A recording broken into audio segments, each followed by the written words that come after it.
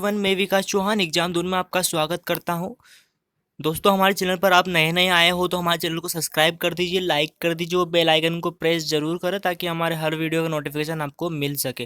दोस्तों, हमारे कई सारे कमेंट्स आए थे हमारे पास में कि आप सर टॉपिक वाइज जो है क्वेश्चन कवर करवाए, जैसे कि हमारे एमपीजी के क्वेश्चन सीरीज चल रही है ना, तो इसमें हम क्वेश्चन कहीं से भी उठा लेते हैं। लेकिन उन्होंने बोला कि कमेंट्स आए थे कि आप टॉपिक वाइज जो हमको क्वेश्चन से दीजिए, तो मैं आज आपके लिए टॉपिक से लाया हूँ। बहुत इंटरेस्टिंग है वो, आपको पढ़ने में बहुत मज़े भी आएंगे और बहुत आसान शब्दों में आपको मैं सारी चीज़ें एकदम याद करवा दूंगा।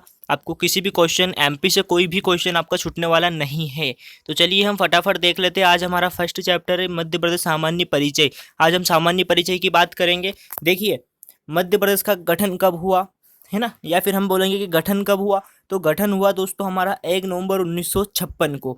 जो 1 नवंबर 1956 को जिस मध्य प्रदेश का गठन हुआ उसमें छत्तीसगढ़ भी शामिल था।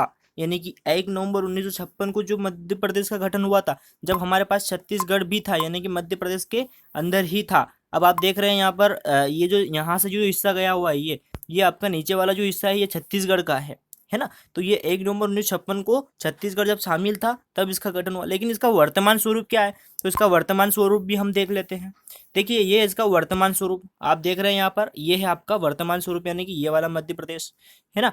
आपने ये वाला मैप देखा होगा, है ना। तो देखिए, अब हमारा जो क्या हुआ कि 1 नवंबर 2000 के बाद का ये जो है आपका जो स्वरूप दिख रहा है ये है ना। इसके पहले जो 1 नवंबर 2000 के पहले हमारा जो छत्तीसगढ़ था वो हमारे मध्य प्रदेश में था। लेकिन 1 नवंबर 2000 के बाद में छत्तीसगढ़ अलग हो चुका है और 1 नवंबर 2000 को मध्य प्रदेश का गठन हुआ। ठीक है दोस्तों, इतनी बात क्लियर हो गई। देखिए, यहाँ पर हम एक चीज़ और देखेंगे कि ये आप जो यहाँ पर कॉर्नर में देख रहे हैं ये चीज़ें, ये आपका भारत का नक्शा है, पूरा हमारा भारत है। और हमारे भारत के बीचों बीच एकदम यहाँ पर बसा हुआ है आपका मध्य प्रदेश, जो रेड रेड दिख रहा है।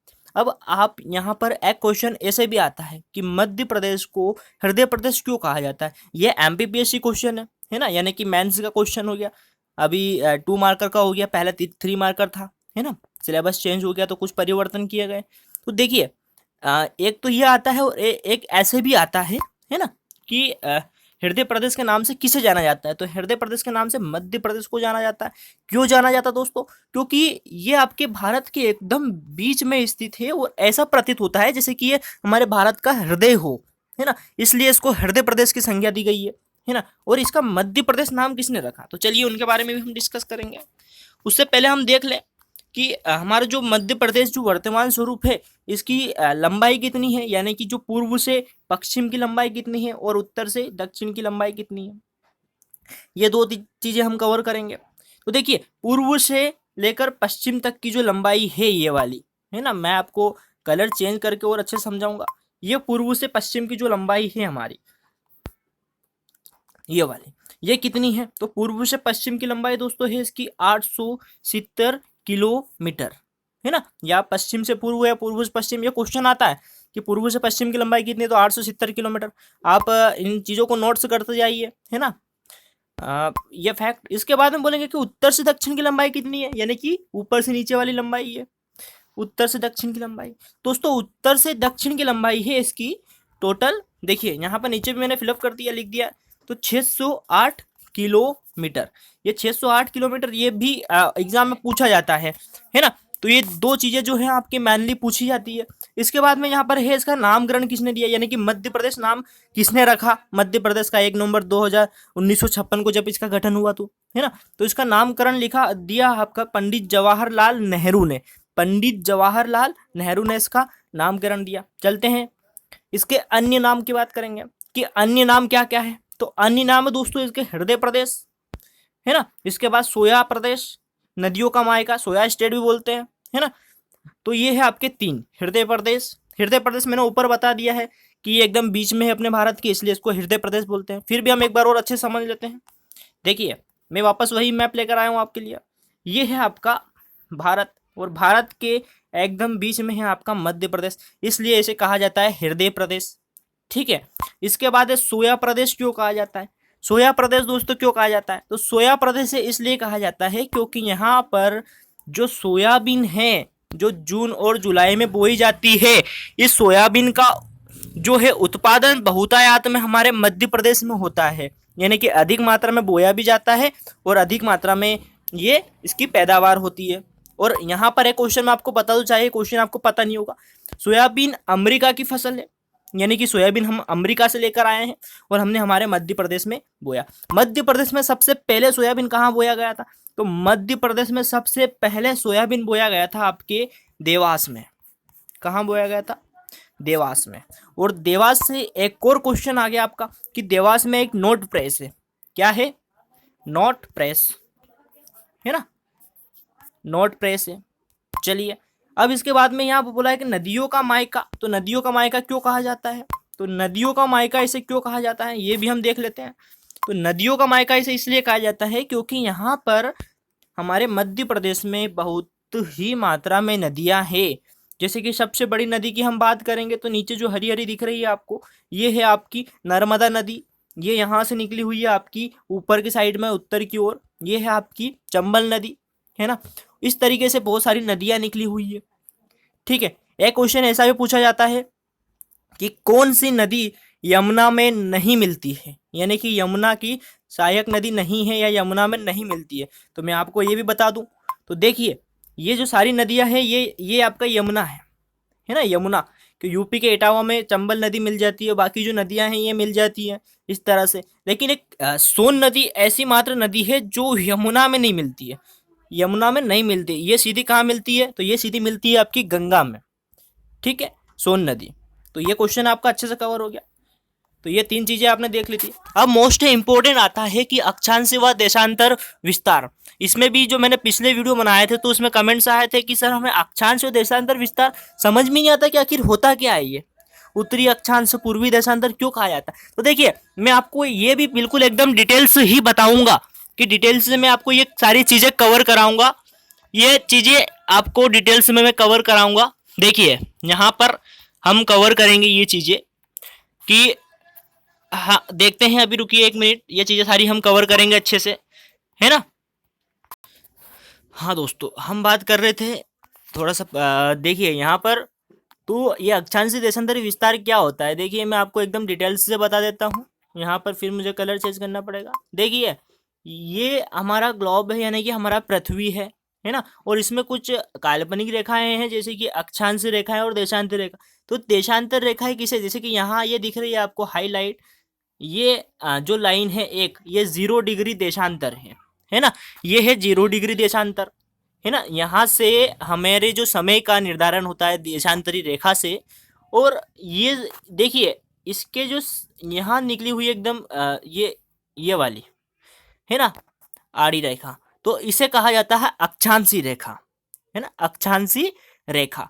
अब देखिए होता क्या है कि हमारा भारत जिधर होगा उधर ये अक्षांशी रेखा चलेगी। जैसे कि अगर हमारा भारत इधर होगा तो इधर चलती, लेकिन इधर तो अमेरिका वगैरह है ना। तो हमारा भारत किधर है? तो हमारा भारत है दोस्तों एकदम यहाँ पर, ये आप देख रहे हैं येलो येलो, आपको भी बिल्कुल क्लियर तरीके से दिख रहा होगा, ये हमारा भारत है ना। तो ये रेखाएं यहाँ से 0 से 1 2 3 4 5 ऐसे चलती है ना। मैंने थोड़ा सा एकदम दूर दूर बनाया है तो हम 5 में भारत पे आ गए, लेकिन ऐसा नहीं है। देखिए देशांतरी और अक्षांश विस्तार क्या, और अक्षांश विस्तार के बारे में बता दूं। अक्षांश यानी कि ये जो रेखा है ऊपर चलती जाएगी ऊपर, है ना, ये है आपकी अक्षांश। आपके लिए एक क्वेश्चन है दोस्तों कि भारत का अक्षांश विस्तार और देशांतर विस्तार कितना है, ये आप मुझे कमेंट करके बताइए।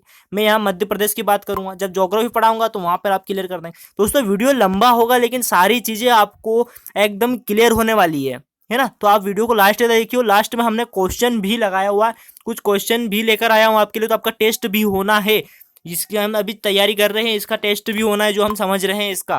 तो देखिए यहाँ पर मैं फटाफट बता देता हूँ आपको।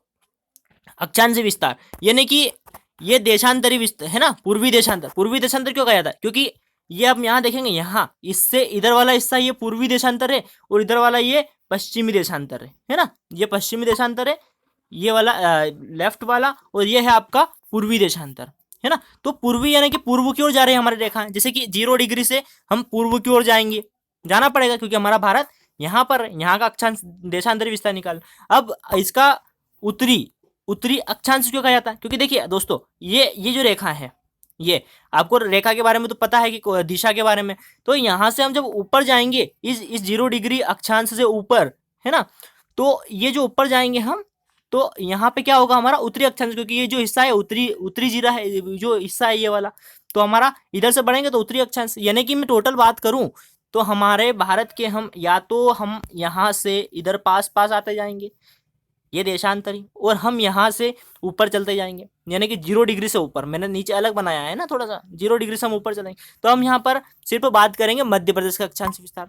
इतना दोस्तों उम्मीद करते हैं आपको समझ में आ गया। देखिए अक्षांश विस्तार कितना मध्य प्रदेश का, है ना, उत्तरी अक्षांश, तो देखिए 26 डिग्री 6 मिनट, 26 डिग्री 6 मिनट उत्तरी अक्षांश से 26 डिग्री 30 मिनट उत्तरी अक्षांश।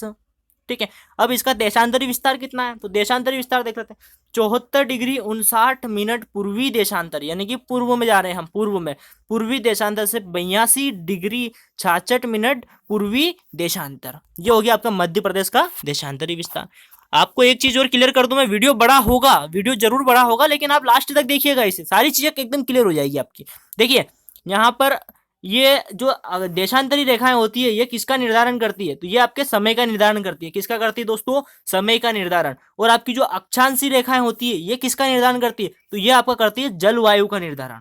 किसका, जलवायु का। और भारत की जलवायु कैसी है, भारत की जलवायु कैसी है, तो भारत की उष्ण कटिबंधीय मानसूनी जलवायु है ना, मानसूनी जलवायु है ना, ये हमारे भारत की जलवायु है ना, मौसमी जलवायु, मानसूनी जलवायु।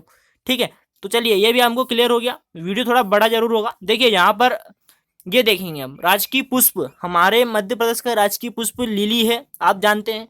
लिली कुछ दिखने में इस तरीके का है ना, लिली पुष्प जो है वो दिखने में कुछ इस तरीके का है, जो आपको दिख रहा है यहाँ पर, आपने देखा होगा तो बहुत अच्छी बात है, बहुत सुंदर पुष्प है।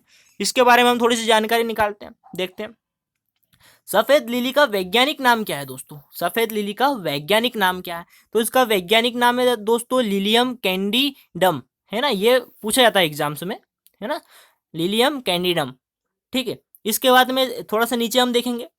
देखिए यहाँ पर 1 नवंबर 1981 को मध्य प्रदेश सरकार द्वारा राजकीय प्रतीक अधिनियम 1981, ये मोस्ट इंपोर्टेंट, राजकीय प्रतीक अधिनियम 1981 के तहत 4 चीजों को शामिल किया गया, यानी कि कौन कौन से प्रतीक हमारे, है ना, राजकीय प्रतीक होंगे 1981 में, तो कितने किए गए, पारित कर मध्य प्रदेश के राजकीय पुष्प, पशु, वृक्ष और पक्षी, इन 4 चीजों को जो है 1981 में राजकीय प्रतीक के रूप में घोषित किया गया। ठीक है दोस्तों, उम्मीद करते हैं आपको समझ में आ गया होगा।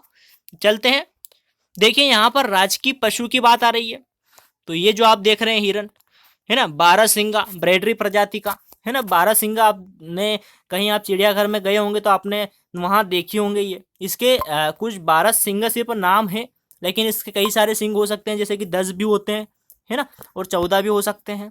एक सिंग में से छोटे छोटे निकले हुए होते हैं, जैसे कि आप यहाँ देख रहे हैं, ये देखिए, ये लकड़ी के समान कुछ निकलते हैं ना, पेड़ों में से लकड़ियाँ जो जिस तरीके से शाखाएं निकलती उस तरीके से। देखिए यहाँ पर वैज्ञानिक नाम, है ना, इसके बाद में बारहसिंगा को इंग्लिश में रेंडर कहते हैं, है ना, रेंडिर कहते हैं। ठीक है, ये भी हमने कवर कर लिया। इसके बाद में दोस्तों यहाँ पर है, यह हिरण की प्रजाति है जो कि मध्य भारत और उत्तर भारत में पाई जाती है ना, बारहसिंगा में 10 से 14 सिंग पाए जाते हैं। देखिए ये आ गया। ठीक है, उम्मीद करते हैं आपको समझ में आ गया होगा। चलते हैं अगले क्वेश्चन की ओर। राजकीय पक्षी, राजकीय पक्षी कौन सा है, तो राजकीय पक्षी दोस्तों हमारा दूधराज है, जो आप यहाँ पर देख रहे हैं, या शाहे बुलबुल, इसी को शाहे बुलबुल भी कहते हैं। बहुत ही सुंदर लगता है ये, अगर आपने देखा हो तो बहुत अच्छी बात है। ये यहाँ पर देख लीजिए, शाहे बुलबुल या दूधराज, ये हमारा राजकीय पक्षी है। इसका वैज्ञानिक नाम क्या है, तो इसका वैज्ञानिक नाम हमेशा पूछा जाता है, आपका एमपीपीएससी का पीटी हो या चाहे कोई से भी कॉम्पिटेटिव एग्जाम हो, ये जरूर पूछा जाता है वैज्ञानिक नाम। तो इसका वैज्ञानिक नाम पैराडाइज फ्लाई कैचर है। क्या है, पैराडाइज फ्लाई कैचर। चलते हैं, यहाँ पर हमारा बात हो रही राजकीय खेल, तो राजकीय खेल क्या है, तो राजकीय खेल हमारा दोस्तों मलखंभ है, जिसे 2013 में राजकीय खेल के रूप में शामिल किया गया। मलखंभ, मलखंभ में क्या होता है दोस्तों, करतब होते हैं। कैसे होते हैं, यहाँ पर आप देख रहे हैं, ये खंबा होता है ना, ये लकड़ी का भी होता है, सागौन का भी, 3-4 तरीके से ये खेल को खेला जाता है, अलग अलग नाम होते हैं। ठीक है, तो ये जो मलखंभ होता है यहाँ पर ये जो खंबा होता है इसके ऊपर चढ़ते हैं, है ना, और ये तेल से थोड़ा सा लगा हुआ होता है, मतलब तेल होता है इसके ऊपर, ऐसा कहा जाता है। और ये इसके ऊपर चढ़कर जो युवा जो हैं युवा, ये इसके ऊपर चढ़ने के बाद वहाँ पर करतब दिखाते हैं ऊपर, है ना। ऊपर चढ़ने के बाद देखिए ये आपको करतब दिखाई दे रहा है, तो यहाँ इसके ऊपर चढ़ने के बाद जो है युवा वो करतब दिखाते हैं इस पर, ठीक है। देखिए यहाँ पर हम बात करेंगे इसकी थोड़ी सी। तो मलखम्ब भारत का एक पारंपरिक खेल है दोस्तों, ये एक पारंपरिक खेल है जिसमें खिलाड़ी लकड़ी के एक खंबे या रस्सी के ऊपर तरह तरह के करतब दिखाते हैं, जैसा मैंने ऊपर बता दिया। चलते हैं, यहाँ हम बात करें राजकीय वृक्ष की, तो राजकीय वृक्ष आपको पता है क्या है, वट वृक्ष या फिर हम बोलें तो बरगद, है ना, ठीक है। अब देखिए ये कैसा दिखाई देता है, आप सभी ने देखा होगा, ये तो एक जो है आम बात हो चुकी है। इसके नीचे कई सारे देवी देवता होंगे, तो आपके भी कहीं होंगे, तो आपने वहाँ पे पूजा अर्चना की होगी। तो देखिए ये क्या होता है, इसमें खास खासियत क्या है कि इसकी जड़ें इसी शाखा के टाइप से निकलती है, ये जो जड़ें निकल रही है ये इसकी कुछ निकलती है इस टाइप से शाखाएं, और ये वापस लंबी लंबी निकलती है, आप इस पर झूल भी सकते हैं, बहुत मजबूत होती हैं। और फिर बाद में क्या होता है कि ये शाखाएं वापस जमीन की ओर चली जाती, और जमीन में जाने के बाद ये फिर वापस जमीन के अंदर चली जाती है, और एक शाखा जो है इसकी वो उसका रूप ले लेती है ना, यानी कि ये जमीन में जाकर फिर वापस जड़ बन जाती है। चलिए, उम्मीद करते हैं ये भी आपको समझ में आ गया होगा। चलते हैं, यहाँ राज की फसल की बात करेंगे। तो राज की फसल जाहिर सी बात है, सोया प्रदेश का आता है तो सोयाबीन ही होगी, तो इसकी राज की फसल क्या है दोस्तों, सोयाबीन है ना। देख लेते हैं राजकीय नृत्य क्या है, राजकीय नृत्य क्या है, तो राजकीय नृत्य हमारा राई, जो बुंदेलखंड में होता है, खास तौर से वहां होता है। राजकीय नाट्य क्या है, तो हमारा राजकीय नाट्य है दोस्तों मांच, ये रटने वाली चीज है थोड़ी। राजकीय चिन्ह, ये तो आपने देखा होगा, मध्य प्रदेश शासन की जो गाड़ियां होती है उन पे ये देखा होगा। इसके बारे में बता दूं, जैसे कि हमारा जो राजकीय वृक्ष है बरगद, तो आप यहाँ देख रहे हैं एकदम जो बीच में जो हरा हरा दिख रहा है, ये है आपका राजकीय वृक्ष। ये जो आपको दिख रहा है ये सिक्के, सिक्के पर भी बना होता है, ये होता है अशोक के स्तंभ जो थे, है ना, उस अशोक के जो सांची है, सांची के स्तूप पर ये चीजें बनी हुई है, 3 शेर होते हैं, है ना। और ये एक जो हमारा इधर 2-3 दिशाओं में मुख किए हुए हैं, है ना। और ये नीचे जो है आप देख रहे हैं ये गेहूं की, ये जो देख रहे हैं आप, ये गेहूं और धान के लगाए जो बेलियां हैं, ये यहाँ पर जो आप देख रहे हैं, है ना। और इसके बाद नीचे लिखा होता है सत्यमेव जयते, और ऊपर लिखा होता मध्य प्रदेश शासन। ये राजकीय चिन्ह है, इंपॉर्टेंट है, ठीक है। तो इसे आप हमेशा अपने माइंड में याद रखिएगा। चलते हैं अब हमारे, देखिए दोस्तों ये है हमारा राजकीय गान। हमारा राजकीय गान क्या है ना, यानी कि राष्ट्रीय गान तो आपको पता ही है ना, जन गण मन है। और राजकीय गान है हमारा दोस्तों मेरा मध्य प्रदेश, है ना, कि मेरा मध्य प्रदेश, आपने स्कूल में भी ये गाया होगा, है ना। और इसके रचयिता या लेखक हम कहें तो रचयिता कौन है ना, तो इसके रचयिता लेखक महेश श्रीवास्तव, महेश श्रीवास्तव। उम्मीद करते हैं ये भी आपको समझ में आ गया होगा। यहाँ पर हम एक चीज और देख लेते हैं, यहाँ से भी क्वेश्चन बनते हैं। मध्य प्रदेश का क्षेत्रफल, यानी कि मध्य प्रदेश का क्षेत्रफल किस, जो वर्तमान मध्य प्रदेश है ना, हमारा जो वर्तमान मध्य प्रदेश इसका क्षेत्रफल कितना है, यानी कि 2000 बाद का क्षेत्रफल, 2000 के बाद में जो मध्य प्रदेश गठन हुआ, 1 नवंबर 2000 के बाद का जो मध्य प्रदेश हमारा न्यू स्वरूप आया, उसका क्षेत्रफल कितना है, तो उसका क्षेत्रफल है दोस्तों, आप देखिए इसको इस तरीके से याद करते हैं, 308,252 वर्ग किलोमीटर। बहुत आसान तरीके से ये याद हो जाएगा, है ना। और आप ऐसे भी याद करना चाहे 3,08,252 तो भी कर सकते हैं वर्ग किलोमीटर। अब देखिए यहाँ पर है इसका जो 2000 के पूर्व का क्षेत्रफल, यानी कि जब छत्तीसगढ़ हमारा शामिल था तो हमारे क्षेत्रफल की दृष्टि से सबसे बड़ा राज्य था, तब इसका क्षेत्रफल कितना था, तब इसका क्षेत्रफल था 243,426 वर्ग किलोमीटर। ये याद करने के लिए बता रहा हूँ मैं आपको, है ना, ये वाला कि 246,446 वर्ग किलोमीटर। ये देखिए इसमें एक, देखिए यहाँ पर खास बात ये है ना, कि आप इसको इस तरीके से याद करेंगे तो आसानी होगी, या ऐसे भी याद करते थे 44, है ना, फिर 3 और 3 में प्लस कर देंगे, फिर 44 लिख देंगे और 3 की जगह कर देंगे यहाँ पर 6। देखिए 44 और यहाँ पर 20 में 3 और यहाँ पर 6, ठीक है, ऐसे भी याद कर सकते हैं। चलिए अब देखिए मध्य प्रदेश के जिले, मध्य प्रदेश में कितने जिले हैं, ये बहुत इंपॉर्टेंट क्वेश्चन हो जाता। मध्य प्रदेश में 52 जिले हैं, है ना, 52 जिले। और 52 जिले हैं तो प्रस्तावित जिले कौन से हैं, तो अभी प्रस्तावित जिले में आपको बता दूं कि जो कमलनाथ सरकार थी उन्होंने 2-3 जिले प्रस्तावित किए थे, है ना, उनका अभी जिक्र नहीं किया मैंने, है ना। तो यहाँ पर हम सिर्फ जिक्र करेंगे जो अभी शिवराज के टाइम पर जो प्रस्तावित थे, यानी कि नागदा उज्जैन से पृथक होकर बनेगा एक जिला, है ना। ये अभी प्रस्तावित है, बना नहीं है। इसके बाद में एक अभी जो है अभी हाल ही में शिवराज सरकार ने घोषणा की है कि जो बागली बागली जो है बागली बागली तहसील है ना, और बागली अब क्या है, देवास से पृथक होकर जिला बनेगा, है ना। बागली देवास के अंतर्गत आता है और ये जो है आपका बागली जो देवास से पृथक होकर एक न्यू जिला बनेगा। ठीक है दोस्तों, अब जो बातें आ रही है ये सारी चीजें, डेटा जो बदलता रहता है, ये जो डेटा मैं आपको बता रहा हूँ नीचे वाला जो अब आने वाला है, ये डेटा दोस्तों बदलता रहता है। तो आप जब भी एग्जाम में जाए उसके पहले ये डेटा एक बार जरूर देख ले, है ना, ताकि आपको अच्छे से याद रह सके चीजें, वरना आप ये वाला पढ़ेंगे और यही लगा के आ जाएंगे, है ना। तो यहाँ पे तहसीलें कितनी है दोस्तों, तो मध्य प्रदेश में 420 तहसीलें हैं। ठीक है, इसके बाद में विकास खंड कितने हैं, तो 313 हमारे विकास खंड है। यहाँ पे आदिवासी विकास खंड की हम बात करेंगे, विकास खंड ब्लॉक होता है। आदिवासी विकास खंड की बात करेंगे तो आदिवासी विकास खंड 83 है। नगर कितने हैं, तो नगर है यहाँ पर 476। यहाँ पर हम ग्राम की बात करेंगे 5,000 है ना, ये हम बात करेंगे इसकी 55,393, सॉरी। यहाँ पर आबाद ग्राम कितने हैं, तो 52,143, है ना। यहाँ पर हम नगर निगम की बात करें तो नगर निगम कितने हैं दोस्तों, 16 है। यहाँ पर नगर पालिका की हम बात करेंगे तो 100 है। नगर पंचायत 264 है। ग्राम पंचायत कितनी है, तो ग्राम पंचायत दोस्तों हमारी, है ना, जो 23,049 है। यहाँ पर हम बात करेंगे जनपद पंचायत की तो 313। यहाँ पर हम बात करेंगे जिला पंचायत, तो जिला 12 है, तो 52 है, तो 52 पंचायत होंगी जिला पंचायत। ठीक है, यहाँ पर जोन या आईजी कितने हैं, तो यहाँ पर 11 है टोटल दोस्तों। ठीक है, यहाँ पर रेंज की बात करेंगे या डीआईजी तो 15, कंट्रोल रूम 53, पुलिस थाना 1035। ये बदलता रहता, ये डाटा जो है बदलता रहता है दोस्तों, कब कहाँ चौकियों का निर्माण हो जाता है कुछ वो नहीं होता। लेकिन पुलिस चौकियाँ कितनी है, तो 562।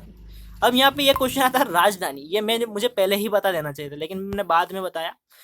ये राजधानी दोस्तों भोपाल, है ना, हमारी राजधानी भोपाल मध्य प्रदेश की।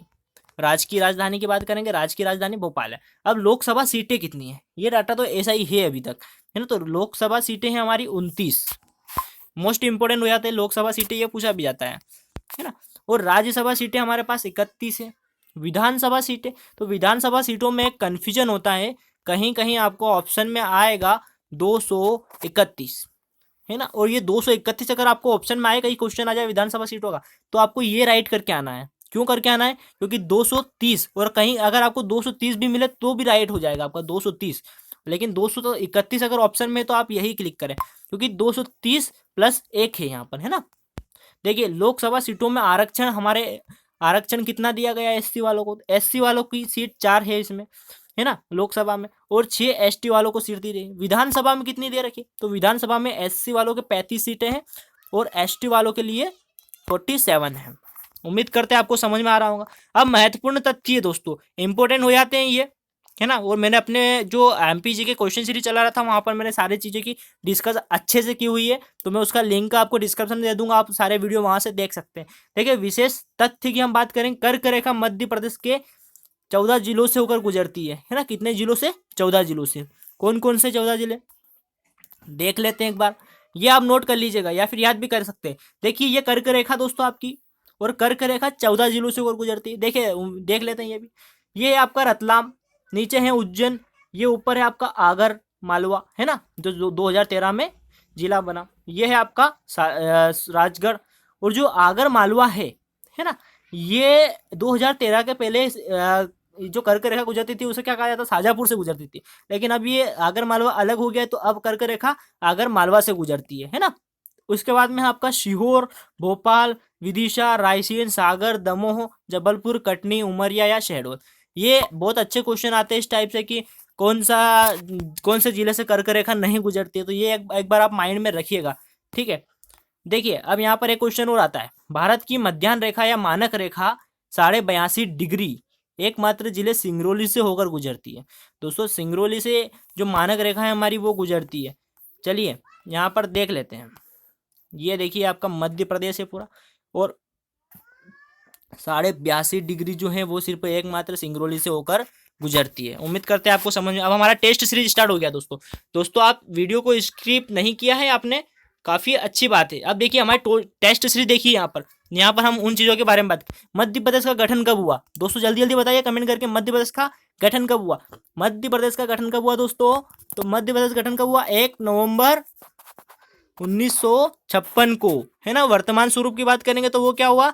1 नवंबर 2000 के बाद हुआ। ठीक है, अब यहाँ पर हम देखिए मध्य प्रदेश राज्य को मध्य प्रदेश नामकरण किसने दिया? मध्य प्रदेश नामकरण किसने दिया? और इसके मध्य प्रदेश के अन्य 3 नाम बताइए। तो यहाँ पर 2 क्वेश्चन हो जाते हैं। तो मध्य प्रदेश का नामकरण किसने दिया? तो नामकरण दिया हमारे जवाहरलाल नेहरू ने। हमने इसके ऊपर डिस्कस भी की थी। तो क्या हो जाएगा आंसर? जवाहरलाल नेहरू। आपको भी याद हो गया। इसके बाद 3 स्टेट, तो हमने 3 स्टेट की भी बात की थी। अन्य 3 नाम क्या क्या है इसके? 3 नाम क्या क्या है दोस्तों इसके? हृदय प्रदेश, है ना। इसके बाद सोया प्रदेश, और ये क्या आपका? नदियों का मायका। ये भी हमको अच्छे से याद हो गया। देखिए अब देखिए यहाँ पर मध्य प्रदेश का राजकीय पक्षी का वैज्ञानिक नाम बताइए, है ना। देखिए और यहाँ पर एक क्वेश्चन हो, राजकीय गान के रचयिता कौन है? ये क्वेश्चन अलग है ना। तो यहाँ पर राजकीय पक्षी का वैज्ञानिक नाम आपको पैराडाई फ्लाई कैचर पता ही होगा, है ना। पैराडाई फ्लाई कैचर। देखिए यहाँ पर अब देखेंगे हम राजकीय गान के रचयिता कौन है? तो श्री, है ना, कौन है? श्री महेश श्रीवास्तव, है ना। कौन है? महेश श्रीवास्तव। देखिए अब यहाँ पर देखेंगे हम कर्क रेखा मध्य प्रदेश के कितने जिलों से होकर गुजरती है? अभी अभी हमने डिस्कस की दोस्तों, कितने जिलों से? 14 जिलों से होकर गुजरती है। वेरी गुड, ये भी आपको अच्छे से याद हो गया। अब देखिए मध्य प्रदेश का 2000 के पूर्व क्षेत्रफल कितना था? ये क्वेश्चन ऐसे ही पूछे जाते हैं, है ना। कॉम्पिटेटिव एग्जाम में ऐसे ही क्वेश्चन आते। तो 2000 के पूर्व, तो मैंने आपको बताई थी ट्रिक, 44 लिखना है, फिर 3 लिखना है ना, और फिर 44 6 करना है ना, 3 का डबल करना है। तो ये हो गया आपका, ये वाला आपका पूर्व का क्षेत्रफल, है ना, 4,43,446 वर्ग किलोमीटर। बहुत अच्छा, आपको ये भी याद हो गया। अब देखिए यहाँ पर इसका देखेंगे हम मध्य प्रदेश का वर्तमान क्षेत्रफल। तो मध्य प्रदेश का वर्तमान क्षेत्रफल कितना है? ये भी आप अच्छे से बता सकते हैं दोस्तों, है ना, कि मध्य प्रदेश का, हमारे मध्य प्रदेश का जो वर्तमान क्षेत्रफल है वो कितना है ना। कितना दोस्तों? 308,252 वर्ग किलोमीटर। ये भी आपको अच्छे से याद हो गया। ठीक है, चलिए अब हम देखते हैं अगला क्वेश्चन।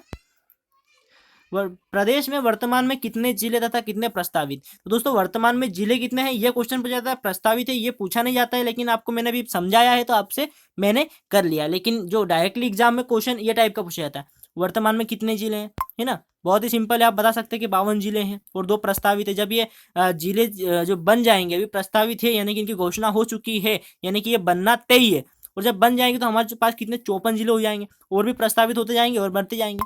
ठीक है, चलिए वर्तमान में ये भी हो गया। मध्य प्रदेश की राजधानी क्या है? तो मध्य प्रदेश की राजधानी तो आप सभी को पता है, भोपाल है ना, भोपाल है मध्य प्रदेश की राजधानी। देखिए मध्य प्रदेश में कुल कितनी विधानसभा सीटें हैं? ये इंपॉर्टेंट क्वेश्चन हो जाता है कि विधानसभा सीटें कितनी है ना, विधानसभा सीटें। तो आपको ये अच्छे से समझ में नहीं आया होगा विधानसभा सीटों का, तो मैं एक बार और आपको विधानसभा सीटों की साइड ले चलता हूँ। ये विधानसभा सीटें हैं, है ना, विधानसभा सीट।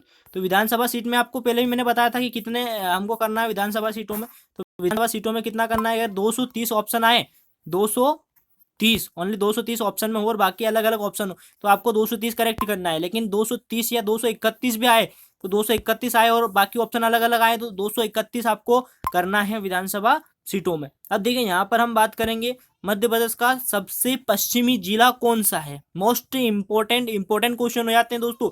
मध्य प्रदेश का सबसे पश्चिमी जिला कौन सा है?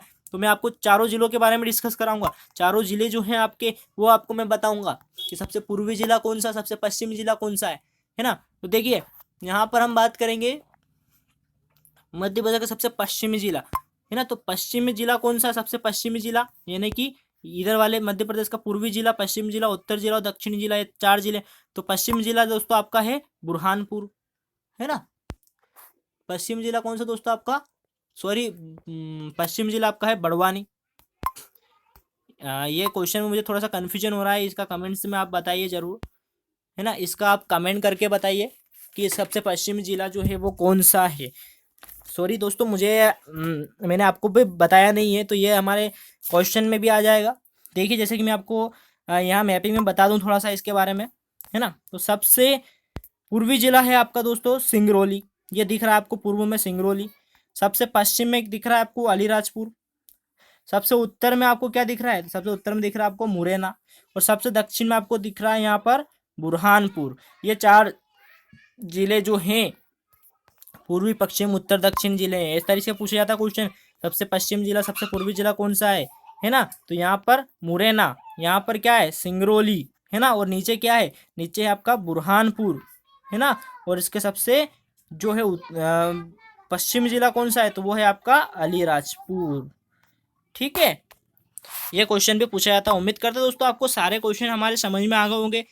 वीडियो अच्छा लगे तो अपने दोस्तों में शेयर कर दीजिए फटाफट दोस्तों। उम्मीद करते हैं हमारा वीडियो आपको अच्छा लगा होगा। मैं ऐसे ही डेली टॉपिक वाइज आपके क्वेश्चंस और इस तरीके से वीडियो बनाता रहूँगा। आपका सपोर्ट मुझे बहुत ज़रूरी है दोस्तों, ताकि मुझे आप अगर सब्सक्राइब करते तो मुझे एक मोटिवेशनल मिलता है कि मैं सही डायरेक्शन जा रहा हूँ और आपको अच्छे से पढ़ा रहा हूँ, और आप मुझे भी एक जुनून आता है पढ़ाने में। फिर दोस्तों उम्मीद करते हैं हम मिलते हैं अगले क्वेश्चन अगले हमारे टॉपिक पर। जब तक के लिए थैंक यू।